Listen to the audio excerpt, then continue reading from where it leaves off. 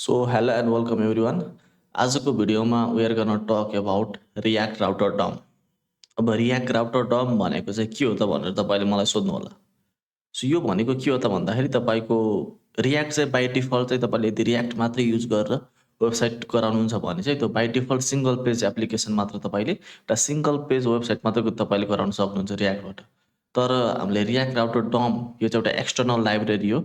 यो युज गरेर चाहिँ तपाईले रियाक्टमा यसलाई युज गरेर तपाईले यसलाई मल्टी पेज वेबसाइट चाहिँ गराउन सक्नुहुन्छ है त। जस्तै वेबसाइट त अचाल सबै वेबसाइटहरु धेरै वेबसाइट सबै मल्टी पेजै हुन्छ नि त। एउटा मात्र सिंगल पेज वेबसाइट भएर चाहिँ काम त लाग्दैन किनकि हामीले मल्टिपल पेजहरु पनि जान्छ। जस्तै एउटै पेजमा हाम्रो कन्ट्याक्ट सेक्सन हुन्छ, अर्को पेजमा हाम्रो हुन सक्छ होम सेक्सन, हिरो सेक्सन हुन सक्छ, अर्को पेजमा चाहिँ हाम्रो services section, about section. So यिनीहरु छुट्टै-छुट्टै सेक्सनको लागि हामीलाई छुट्टै-छुट्टै पेजहरु चाहिन्छ नि त।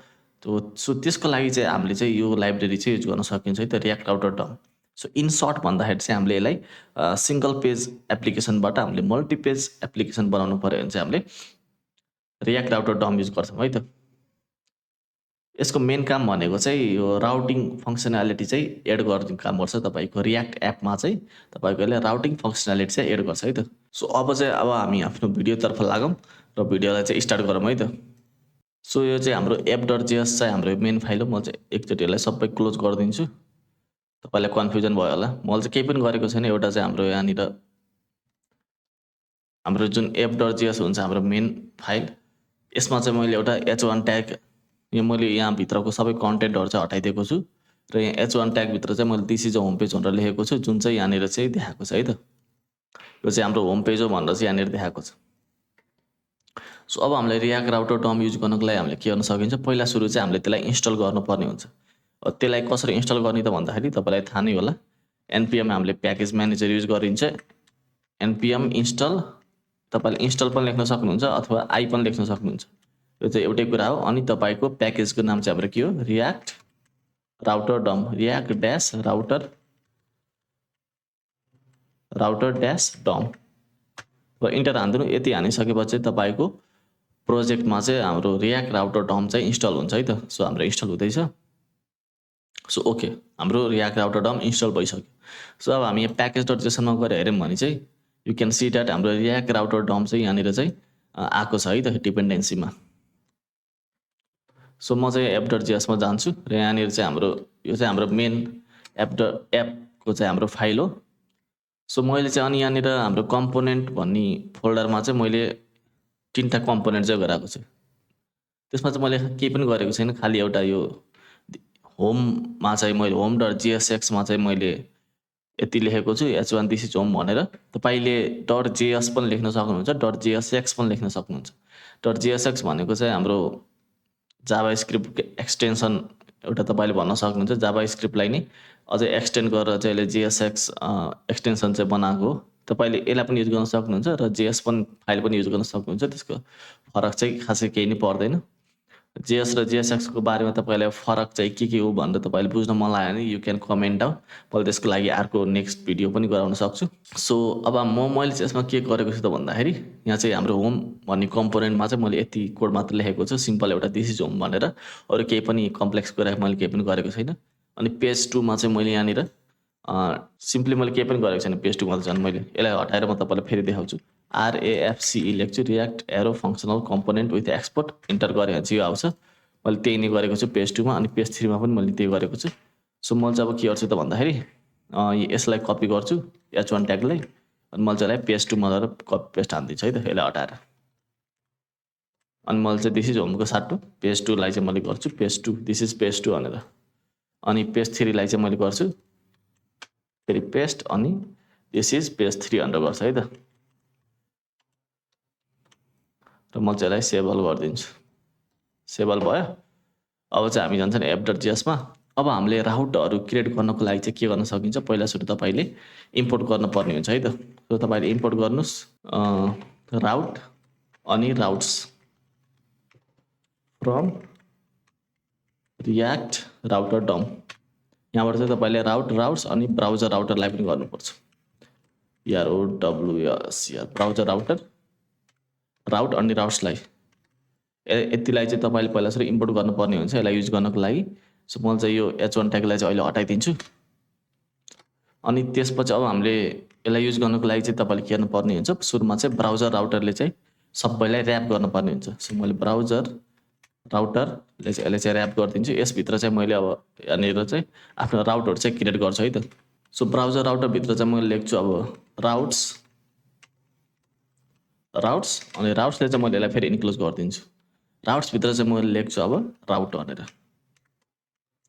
राउट अनि त्यसपछि मैले चाहिँ अब दिन्छु यसको पाथ अब चाहिँ मलाई कुन लिङ्कमा चाहिँ के कुरा चाहियो भनेर चाहिँ मैले यसरी दिन सक्छु कि जस्तै मैले चाहिँ स्ल्यास गरिदिएँ अनि यहाँनिर चाहिँ स्ल्यासमा जाँदाखेरि चाहिँ तपाईको लिङ्क जस्तै लोकल होस्ट इस्यु 3000 छ भने मेरो लोकल होस्ट इस्यु 3000 स्ल्यासमा जाँदाखेरि चाहिँ के हुनु पर्यो कुन कम्पोनेन्ट आउनु पर्यो तपाईले चाहिँ यहाँनिर कम्पोनेन्टलाई चाहिँ एलिमेन्टमा चाहिँ पास गर्न सक्नुहुन्छ यसरी सो मैले चाहिँ यहाँनिर होम पास गरिदिन्छु अहिले हाम्रो होमै छ होमको भन्ने कम्पोनेन्ट यदि मैले होम भन्ने कम्पोनेन्टलाई चाहिँ अनि यहाँनिर चाहिँ यसलाई सेल्फ क्लोजिङ भयो अझै होम भन्ने कम्पोनेन्टलाई चाहिँ मैले इम्पोर्ट गर्छु यहाँ इम्पोर्ट चाहिँ भएन सो मैले म्यानुअली नै इम्पोर्ट गर्छु यसलाई import home from dot slash components भित्र छ हाम्रो होम डट जेएसएक्स नाइस हाम्रो के भयो एएफआरओएम पो फ्रम को स्पेलिङ मिस्टेक भएछ ओके नाइस सो भयो अब यति गरेर मैले त्यसलाई सेभ गरेँ नि अब हेर्नुहोस् है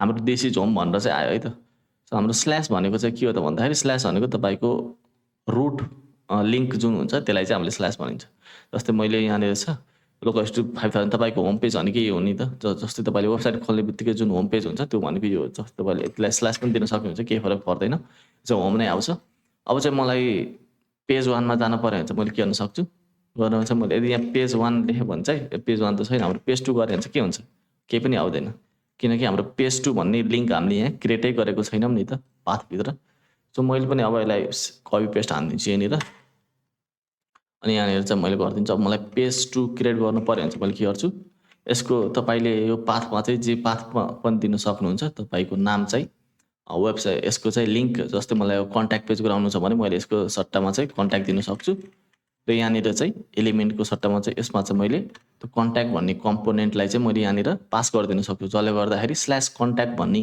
राउटमा चाहिँ हाम्रो कन्ट्याक्ट पेज चाहिँ रेन्डर हुन्छ है त म चाहिँ कन्ट्रोल जेड गरिदिन्छु यसलाई अनि पाथमा चाहिँ यदि मैले यहाँ पेज 2 गरिदिन्छु यसलाई चाहिँ किनकि मैले यसमा पेज 2 चाहिँ रेन्डर गराउँछु पेज 2 एन्ड आयो पेज 2 इम्पोर्ट पनि भयो म चाहिँ यसलाई सेभ हानिदिन्छु सेभ भयो र यहाँ हेर्न सक्नुहुन्छ म अघि नै पेज 2 मा गएको थिएँ यदि म होममा जान्छु होमदेखि चाहिँ यदि म चाहिँ अब स्ल्यास पेज 2 गरेँ भने चाहिँ के हुन्छ यो पेज 2 मा आयो नि त यसरी देख्न सक्नुहुन्छ हाम्रो चाहिँ पेज 2 चाहिँ रेन्डर भयो यो पेज 2 चाहिँ हाम्रो रेन्डर भयो होम चाहिँ रेन्डर भएको छैन पेज 2 चाहिँ रेन्डर भयो यसरी यदि म अब पेज 3 गराएँ भने चाहिँ के हुन्छ पेज 3 भन्ने कम्पोनेन्ट चाहिँ मैले यसमा रेन्डर गराउँछु है त पेज 3 इम्पोर्ट भयो अनि सेभ यहाँ हेर्न सक्छ अहिले पेज 2 छ अब चाहिँ म पेज 3 मा गएँ भने चाहिँ लिङ्कमा गएर दिस इज पेज 3 भनेर आयो यसरी सो तपाईले यसरी नै आफ्नो राउटरलाई चाहिँ यसरी चाहिँ तपाईले मिलाउन सक्नुहुन्छ जस्तै तपाईको सर्भिसेस छ भने यसलाई तपाईले हटाएर यसलाई सर्भिसेस गर्न सक्नुहुन्छ जस्तै म चाहिँ एउटा कन्ट्याक्टकै तपाईलाई गराएर देखाउँछु है त त्यो मैले छोडिदिन्छु र मैले चाहिँ कम्पोनेन्टमा गएर एउटा कन्ट्याक्ट भन्ने कम्पोनेन्ट गराउँछु contact.jsx अनि म चाहिँ यसलाई RAFCE गरिदिन्छु अनि यहाँनिर चाहिँ गएर मैले h1 गरिदिन्छु अनि this is a contact page गरिदिन्छु अनि मलाई कन्ट्याक्ट पेज चाहिँ मैले अहिले चाहिँ h1 ट्याग मात्र राखेको छु तपाईको यसमा चाहिँ पुरै कन्ट्याक्ट पेजै हुन सक्छ म चाहिँ यसमा टेक्स्ट 5 एक्सेल गरिदिन्छु र टेक्स्ट रेड 500 गरिदिन्छु है त 600 सेभ हानिदिन्छु अनि त्यसपछि f.js मा जान्छु अनि यहाँनिर गएर चाहिँ मैले फेरि अझ एउटा राउट क्रिएट गर्छु है त अब कन्ट्याक्ट भन्ने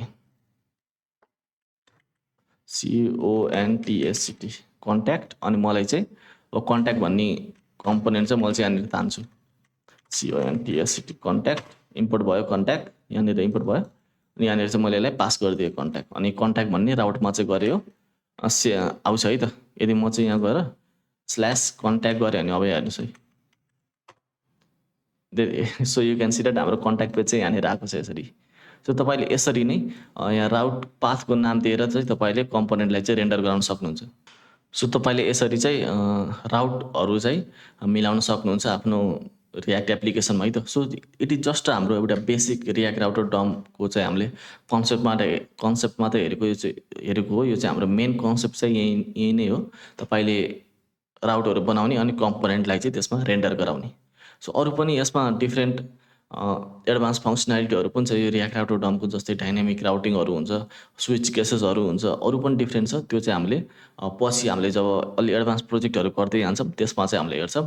मैले चाहिँ तपाईँलाई आजको भिडियोमा चाहिँ यो जस्ट एउटा नर्मल इन्ट्रोडक्सन मात्र गराएको है त रियाक्ट राउटर डमको चाहिँ। सो अब मैले चाहिँ तपाईँलाई अझ एउटा यहाँ एउटा अलि सर्टकट चाहिँ देखाउँछु। सर्टकट भन्नाले चाहिँ यो कोडलाई चाहिँ अलि अर्गनाइज गर्छु। त्यसको लागि चाहिँ तपाईँले के गर्नुपर्ने हुन्छ, तपाईँले हेर्न सक्नुहुन्छ कि हाम्रो ब्राउजर राउटर छ, त्यसपछि हाम्रो राउट छ, त्यसपछि बल्ल हाम्रो यहाँनिर चाहिँ राउट पाथहरू छ है त। सो मैले चाहिँ ब्राउजर राउटर हटाएर मैले चाहिँ यहाँबाट यसलाई हटाएर मैले चाहिँ यसलाई हाम्रो मेन जुन app.js फाइल हुन्छ त्यसलाई चाहिँ मैले यहाँबाट ऱ्याप गर्न सक्छु त्यसरी। म चाहिँ यसलाई पहिला तपाईँलाई देखाउँछु कि मैले के भनेको भनेर। मैले चाहिँ ब्राउजर राउटर हटाइदिएँ। यदि मैले चाहिँ यतिकै सेभ गरेँ भने चाहिँ यो चाहिँ चल्दैन, केही पनि आउँदैन। अहिले चाहिँ हाम्रो राउटले कामै गर्दैन।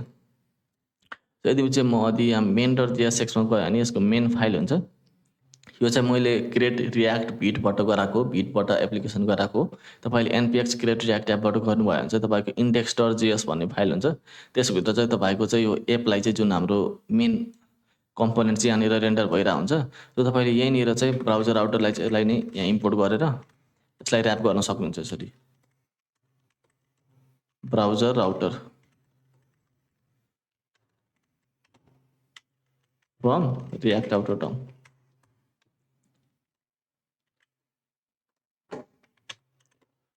ब्राउजर राउटर अनि एपलाई चाहिँ तपाईले यसरी ऱ्याप गरिदिनु भयो भने चाहिँ तपाईले त्यो हाम्रो app.js मा चाहिँ अलिक क्लिन देखिन्छ कि हाम्रो चाहिँ कम्पोनेन्ट चाहिँ। मैले सेभ गरेँ भने चाहिँ यहाँनिर हेर्न सक्नुहुन्छ हाम्रो राउटले चाहिँ काम गर्यो। मैले चाहिँ यदि स्ल्यास कन्ट्याक्ट गरेँ भने चाहिँ आयो, कन्ट्याक्ट पेज आयो नि त। तपाईले यसरी पनि गर्न सक्नुहुन्छ है त। तपाईले यसरी चाहिँ ब्राउजर राउटरले चाहिँ ऱ्याप गरेर यो एपलाई चाहिँ यसरी चाहिँ युज गर्न सक्नुहुन्छ र यहाँनिर चाहिँ राउट्सभित्र चाहिँ यसलाई इन्क्लोज गरेर राख्न सक्नुहुन्छ, जसले गर्दाखेरि चाहिँ तपाईँको राउटहरू चाहिँ यहाँनिर यसरी देखाउँछ है त। सो गाइज आजको लागि चाहिँ यति नै गरौँ and I will see you in my next video.